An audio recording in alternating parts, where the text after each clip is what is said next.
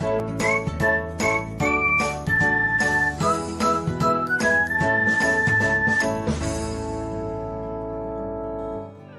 everyone, welcome back to another episode of Technologyglance. Today in this video, I am going to guide you through how you can disable audio equalizer on MX Player. So let's get started.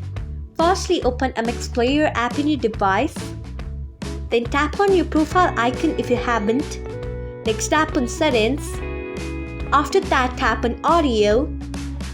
Then scroll until you find audio equalizer. Then untick it by tapping on it. So this is how you can disable audio equalizer on MX Player. Thanks for watching. If you found this guide helpful, we would love it if you hit the thumbs up button below. We upload great new tech tutorials like this one every day, so do not forget to subscribe to our channel and hit the bell icon so that you will never miss another update.